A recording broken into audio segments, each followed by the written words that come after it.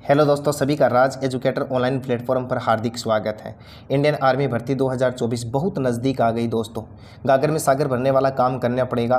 क्या आपको साइंस के लिए यूट्यूब के माध्यम से शानदार कंटेंट मिले, इसके लिए आपको बेहतरीन यूट्यूब चैनल की खोज है? यदि ऐसा है तो बिल्कुल पधारिए आपके अपने यूट्यूब चैनल राज एजुकेटर पर।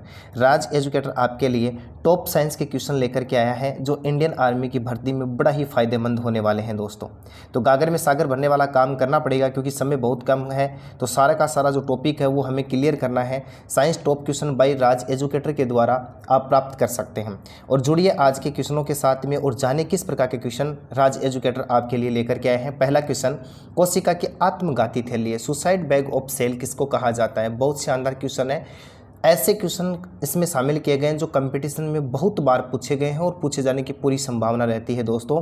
तो क्लास को लाइक कीजिएगा, चैनल को सब्सक्राइब कर लीजिए, अधिक से अधिक क्लास को शेयर कीजिए ताकि सभी बच्चों को इसका बेनिफिट मिले। जुड़ते हैं आज के पहले क्वेश्चन के साथ में। कोशिका की आत्मघाती थैली तो आपने जाना होगा माइटोकॉन्ड्रिया, लाइसोसोम, डिक्टियोसोम, लवक।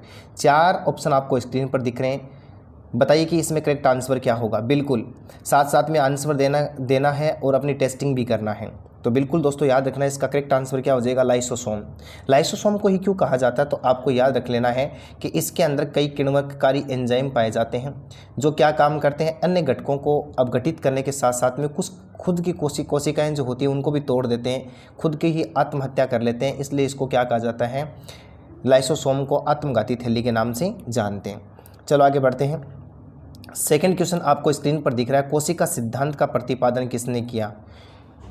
कोशिका सिद्धांत का प्रतिपादन करने वाला वैज्ञानिक कौन था? रॉबर्ट हुक था, वॉटसन क्रिक था, रॉबर्ट ब्राउन था, स्लीडन व समान था। सेल थ्योरी किसने दी थी? बहुत शानदार क्वेश्चन है ये भी। सेल थ्योरी किसने दी थी ये आपको बताना है। तो दोस्तों याद रखना, स्लीडन व समान नामक वैज्ञानिक ने कोशिका सिद्धांत का प्रतिपादन किया था 1838 और 39 में। स्लीडन तथा समान अलग अलग क्षेत्र में पादप कोशिका, जंतु कोशिका पर अध्ययन कर रहे होते हैं और उसके साथ में वो सेल थ्योरी का प्रतिपादन करते हैं। आगे बढ़ते हैं तीसरे क्वेश्चन की ओर। ऊतकों का अध्ययन क्या कहलाता है? बहुत शानदार क्वेश्चन एक बार फिर से स्क्रीन पर दिख रहा है। स्टडी ऑफ टिश्यूज क्या कहलाता है? ऊतकों का अध्ययन क्या कहलाता है? देखो क्या कह रहा है, माइकोलॉजी, साइटोलॉजी, हिस्टोलॉजी, फाइकोलॉजी। याद रखना दोस्तों, ऊतक जो होते हैं उनका अध्ययन क्या कहलाता है? हिस्टोलॉजी कहलाता है। यानी विज्ञान की वह शाखा जिसमें किसका अध्ययन किया जाता है? ऊतकों का अध्ययन किया जाता है, हिस्टोलॉजी कहलाता है। जिसको आप हिंदी में औतिकी भी कह सकते हैं। क्या कह सकते हैं इसको? औतिकी भी कह सकते हैं। तो बिल्कुल इसके अंदर सी ऑप्शन अपना करेक्ट हो जाएगा।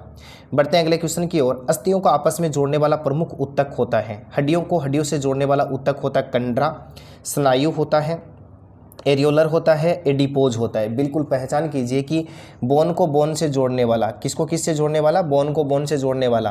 तो याद रखना दोस्तों, बोन को बोन से जोड़ने वाला जो ऊतक होता है उसको स्नायु कहते हैं। और स्नायु के स्थान पर आपको लिगामेंट शब्द बहुत अच्छे से याद रखना है। कई बार एग्जाम में स्नायु की जगह इसका अंग्रेजी वर्ड पूछ लिया जाता है, लिगामेंट। तो याद रखना, हड्डी को हड्डी से जोड़ने वाली संरचना क्या कहलाती है? लिगामेंट कहलाती है। तो बी ऑप्शन अपना करेक्ट हुआ। अगला क्वेश्चन क्या कहता है, सबसे बड़ी पाचक ग्रंथि है? सबसे बड़ी पाचक ग्रंथि कौन सी है? लार्जेस्ट डाइजेस्टिव ग्लैंड कौन सी है? लीवर है, अग्नाशय है, लार ग्रंथि है, जठर ग्रंथि होती है? बिल्कुल बताइए सबसे बड़ी पाचक ग्रंथि कौन सी है?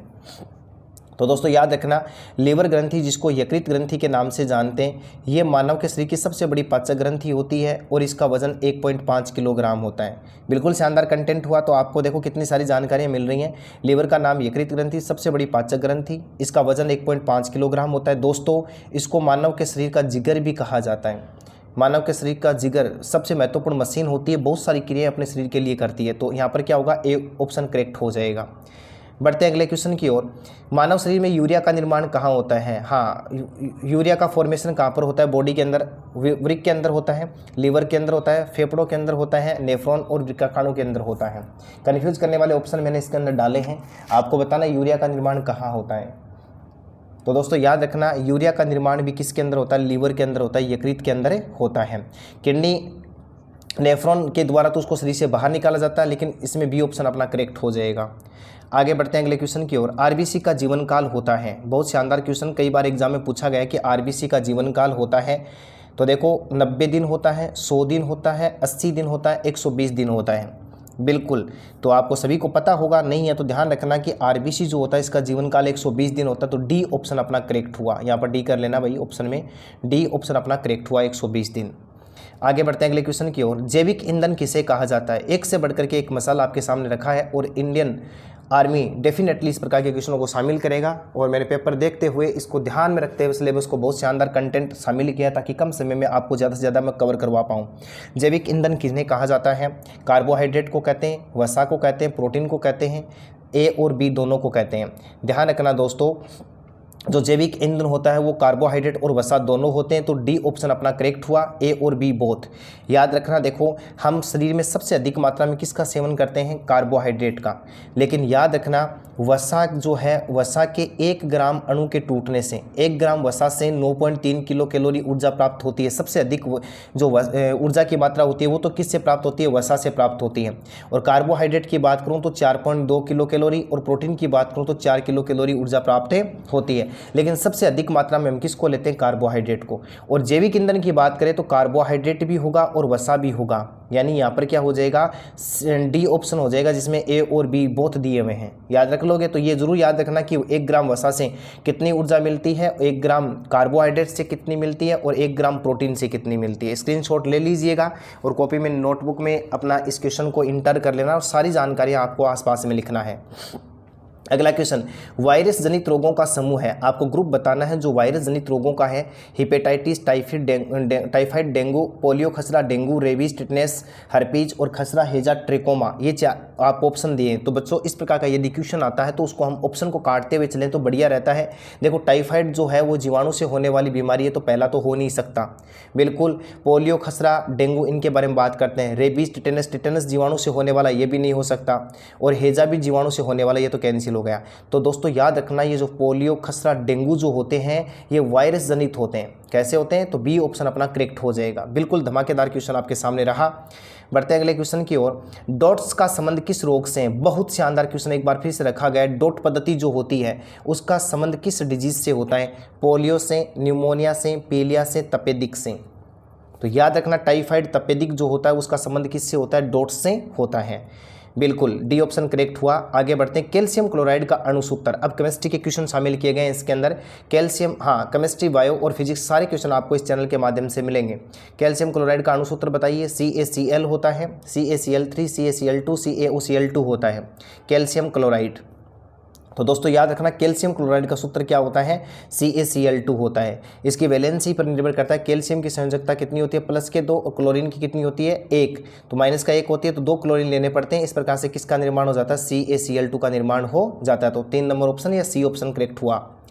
आगे बढ़ते हैं, मोमबत्ती का जलना उदाहरण है भौतिक परिवर्तन का, रासायनिक का, दोनों का, कोई नहीं। ध्यान रखना, मोमबत्ती के जलने की बात कर रहा है अगला। मोमबत्ती का जलना किस प्रकार का परिवर्तन दर्शाता है? देखो केमिस्ट्री के अंदर परिवर्तन 2 प्रकार के, भौतिक और रासायनिक। जब भौतिक गुण बदले भौतिक परिवर्तन होगा, रासायनिक गुण बदले रासायनिक परिवर्तन होगा। दोस्तों याद रखना, मोमबत्ती का जो जलना होता है उसमें दोनों ही परिवर्तन होते हैं। तो सी ऑप्शन अपना करेक्ट हुआ। अगला क्वेश्चन, प्रयोगशाला में निर्मित होने वाला प्रथम कार्बनिक यौगिक है। बहुत शानदार। सबसे पहले किस कार्बनिक यौगिक को प्रयोगशाला में बनाया गया था? एल्कोहल को, यूरिया, मेथेन, CFC का आपको कमेंट में बताना है। CFC का पूरा नाम, CFC का पूरा नाम क्या होता है ये कमेंट में बताना है। Alcohol, urea, methane.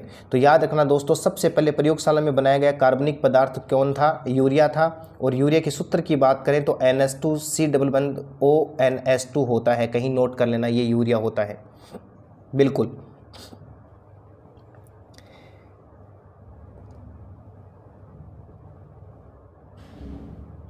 थोड़ा सा टेक्निकल इशू हुआ। सर्वाधिक क्रियाशील धातु कौन सी है आपको ये बताना है। पोटेशियम, कैल्शियम, एल्यूमिनियम, कॉपर होती है। सबसे अधिक क्रियाशील धातु की बात करते हैं तो देखो धातुओं को उनकी क्रियाशीलता के हिसाब से एक सारणी में रख देते हैं हम। और याद रखना दोस्तों, जिसको हम पोटेशियम सबसे ऊपर रखते हैं। Potassium, sodium, calcium, magnesium, aluminium, zinc, iron, lead, hydrogen, इस प्रकार से कॉपर, मरकरी, इस प्रकार से रखते हैं। तो सबसे ऊपर कौन है? पोटेशियम, जो जल्दी से पानी के साथ में, वायु के साथ में क्रिया कर सकती है। सबसे अधिक क्रियाशील धातु पोटेशियम होती है।